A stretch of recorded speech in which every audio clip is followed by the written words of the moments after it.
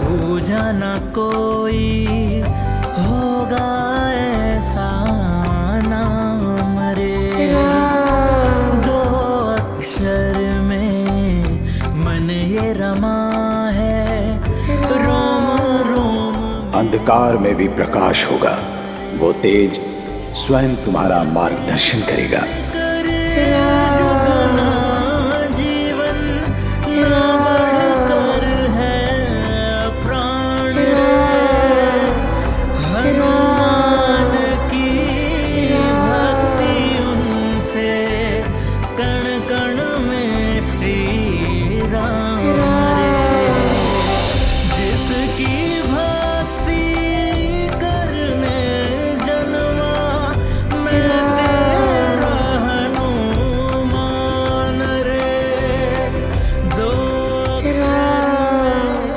अद्भुत, राम नाम का रंग तुम पे चढ़ चुका है।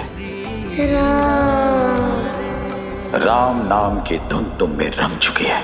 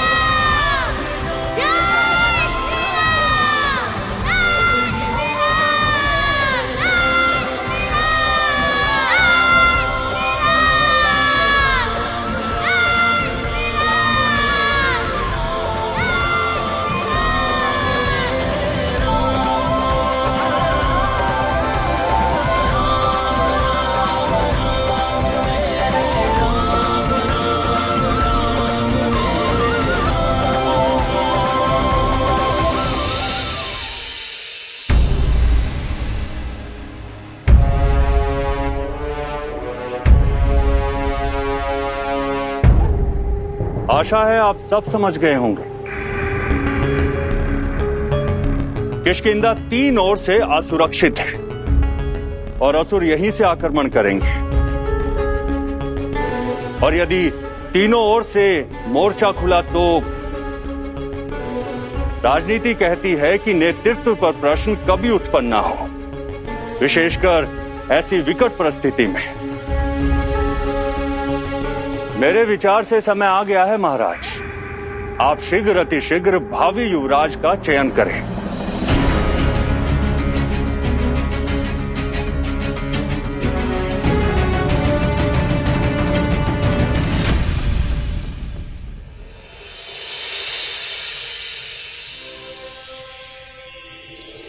माता, मैंने फिल्म देखी, यूं मोटे मोटे आंसू निकाले और अपने सुंदर से मुख को यूं लटकाया।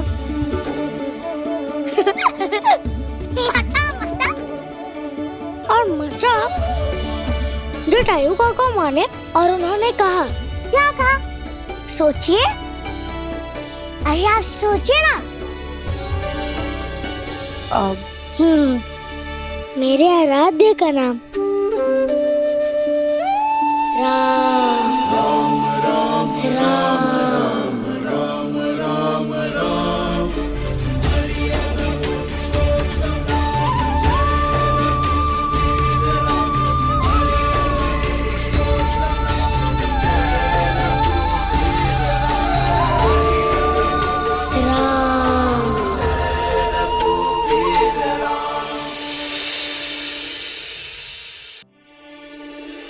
फिर एक क्षण के लिए मुझे ऐसा लगा कि संपूर्ण संसार रुक गया, हर भेद खुल गया। फिर मुझे समझ में आया कि मैं इस संसार में क्यों हूँ। मैं अपने आराध्य के लिए हूँ। अपने राम के लिए। आराध्य तो ईश्वर होता है।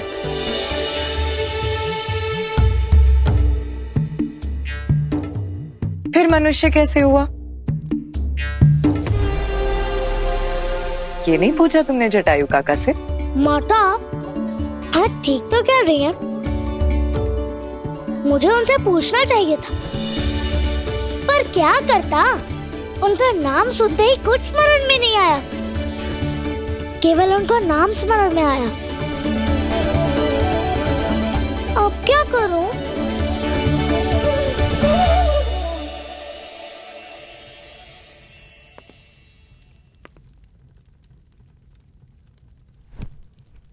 आपका क्या मत है सेनापति? महाराज, जिस व्यक्ति ने मेरे पुत्र को असुरों को सौंप देने का सुझाव दिया हो, वो इतना गहन प्रस्ताव रखेगा, इसकी मुझे आशा नहीं थी। मेरा मत है कि तत्कालीन परिस्थितियों को ध्यान में रखते हुए मेरा भी यही प्रस्ताव है महाराज कि किष्किंधा को अपना भावी युवराज चुन लेना चाहिए।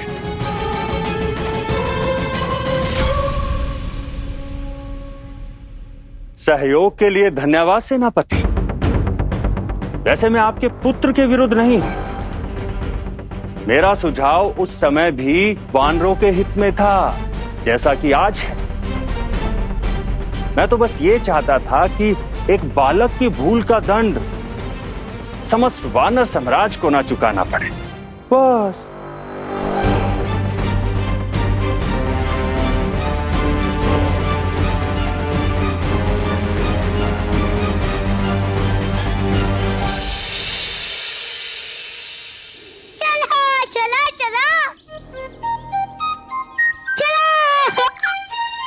प्रश्न ये है कि कोई मनुष्य किसी का आराध्य कैसे हो सकता है? माता का प्रश्न है, कोई तो आधार अवश्य होगा। किंतु माता ही कहती हैं कि समय ही हमें हर उलझन का हल देता है। अब तो जब समय आएगा तो देखेंगे। अभी तो समय ने मुझे मेरे आराध्य का नाम दे दिया है। ये क्या कम है? इसी बात पर लड्डू भोज हो जाए। हाँ।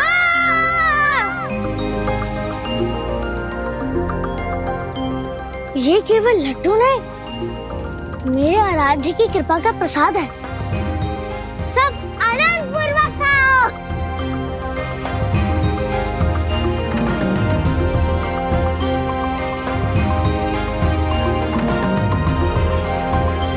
वो तो ठीक है, किंतु इतनी बड़ी उपलब्धि लड्डू देके टाल दोगे?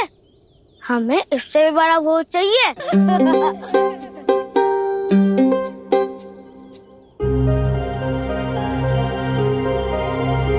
नल, क्या हुआ? खाओ ना।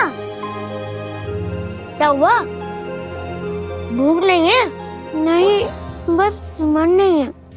क्यों? क्या हुआ? भूल गए? जब पिछली बार हमने लड्डू खाए थे तब क्या हुआ था?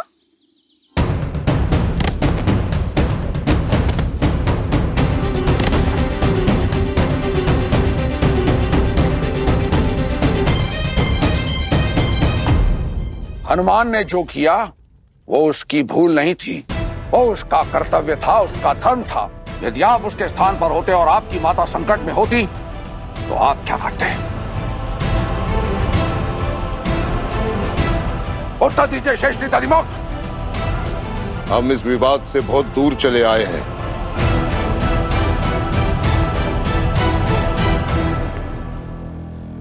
ये समय आपस में लड़ने का नहीं है, एकजुट होने का है।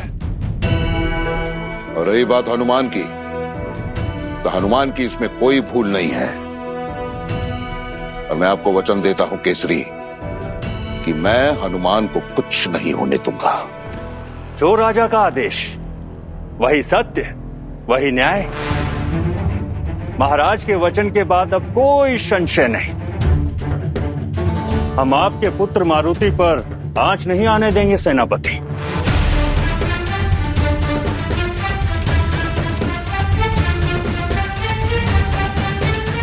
अरे उन लड्डुओं में छल घुला हुआ था और इन लड्डुओं में प्रेम घुला हुआ है। माता ने स्वयं अपने हाथों से बनाए, तो निश्चिंत होकर खाओ।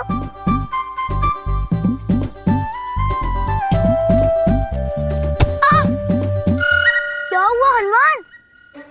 देख के चलो, कहाँ खो गए हो? क्षमा करना मित्र, किंतु मेरे मन में एक अकस्मात विचार आया कि वो लड्डुओं को किसने भेजा होगा, जिसे खाकर हम बेशुद्ध हुए और वो राक्षस हमें उठा ले गए। किष्किंधा में ऐसा कौन है जो कि असुरों से मिला हुआ है, बेसुध हुए? जो असुरों से मिलने का साहस रखता है वो बहुत शक्तिशाली होगा। समझ गया। कौन है वो? कौन? राजकुमार वाली।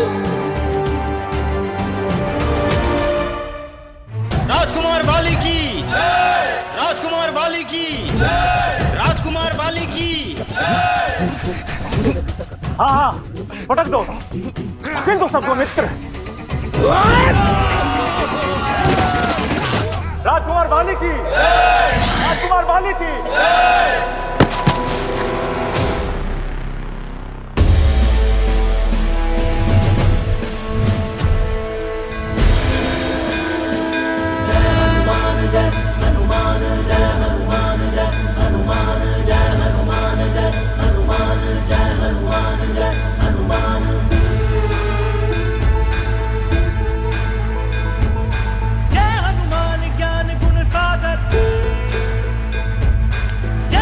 राजकुमार वाले!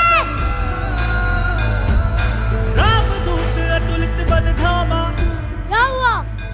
जाकर या अपनी योजना को विफल होता देखकर।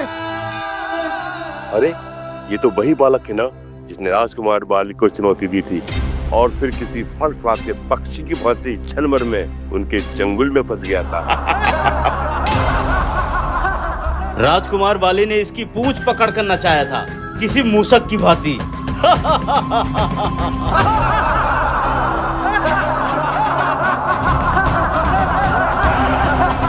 पुनः वही खेल खेलने आए हो? खेलने नहीं, खेल से आवरण हटाने आया हूँ, आपको परास्त करने आया हूँ। तो आओ, करो प्रयास। पिछली बार तुम दुर्बल थे मारुति, किंतु अब तुम्हारे पास सिद्धियां भी हैं और थोड़ा बल भी। तो अब केवल स्पर्श करके दिखाओ तुम राजकुमार को।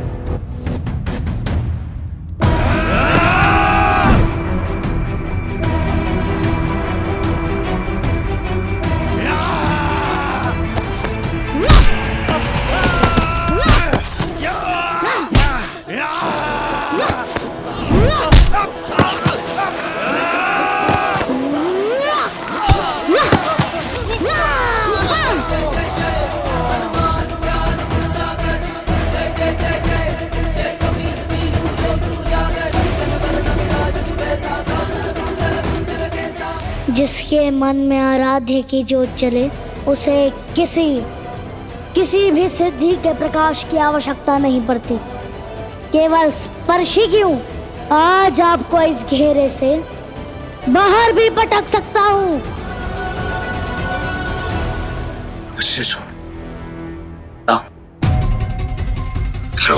मारुति मारुति मारुति मारुति मारुति मारुति मारुति मारुति मारुति मारुति मारुति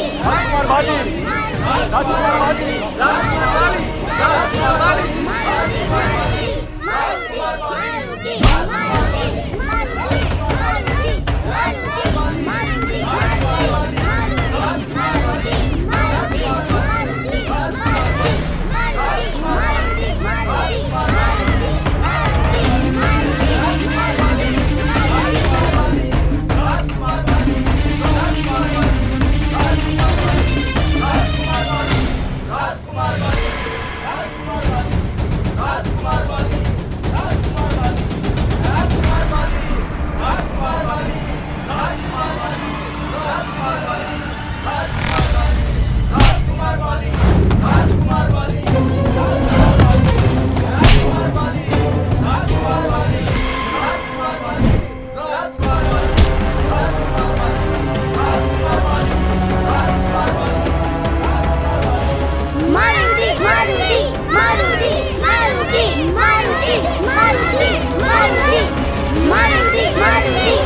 अरे मैं तो हार गया। वीर हनुमान ने महाबली वाली को हरा दिया। अब बोलो हनुमान, यहाँ कैसे आना हुआ तुम्हारा? एक प्रश्न पूछने। आप ही थे ना जिन्होंने उन असुरों को हमें सौंपने का प्रयास किया? हमारे प्राण संकट में डाले आपने। संपूर्ण किष्किंधा में आप ही इतने शक्तिशाली हैं, जिनमें असुरों से भिड़ने की शक्ति भी है और उन्हें स्वयं से मिलाने की भी। क्यों नील? नील कहाँ गए? नील! हनुमान, क्या मैं तुम्हें मूर्ख लगता हूँ? सिद्धियों के स्वामी को, किष्किंधा के मान को ये बाली किष्किंधा के शत्रुओं को सौंप देगा? कदापि नहीं। जब वो असुर मायावी हरी सभा में तुम्हें ले जाने की मांग कर रहा था, तब राजकुमार बाली की नाव ने ही तुम्हारे प्राण बचाए थे। यदि विश्वास ना हो तो जाओ, पूछो अपने पिता से। सच में बड़ी भूल हुई मुझसे, क्षमा कीजिएगा राजकुमार बाली। मैं तो बस। क्षमा की कोई आवश्यकता नहीं है मारुति। समझो मैं तुम्हारे लगाए आरोप भूल गया, किंतु तुमने मुझे सर्वशक्तिशाली बाली कहा। इसे मैं सदैव ही सम्मान समझ के याद रखूंगा। मुझे एक बात बताओ, ये तो गुरुकुल का समय है और तुम यहां हो। आज गुरुकुल से अवकाश लिया है? अरे गुत्ते सुलझाने में तो गुरुकुल भूलेगा मैं। चलता हूँ राजकुमार बाली, धन्यवाद और क्षमा।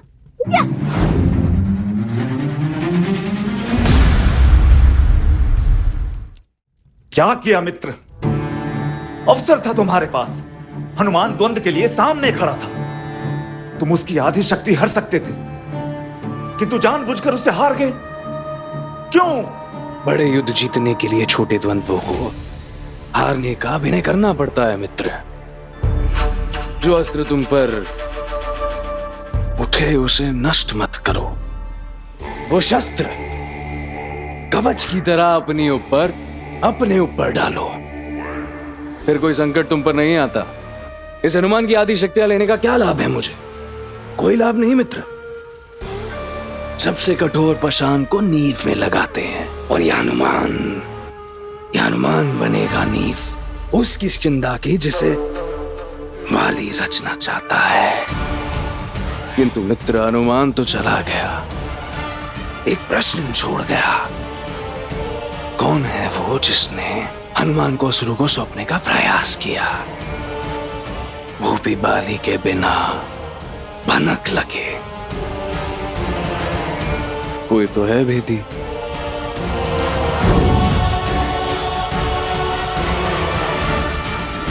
इस बार तो तुम बच गए हनुमान, किंतु अगली बार नहीं बचोगे।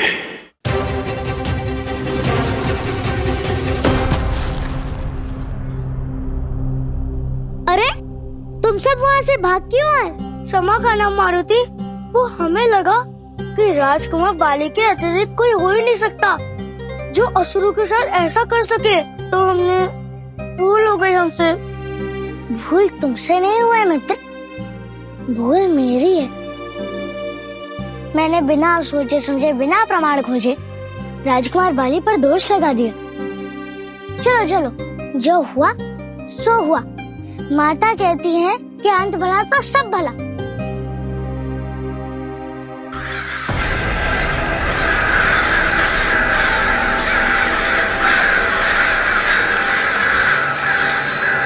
कुछ दिनों से ये काले कौवे कुछ अजीब ही घूमने लगे। किसी अनहोनी का संकेत लगता है। कैसी अनहोनी नल? एक बात समझ लो कि हर काली वस्तु अशुभ नहीं होती है। अब मुझे मेरे आराध्य का नाम मिला है, अब सब शुभ होगा।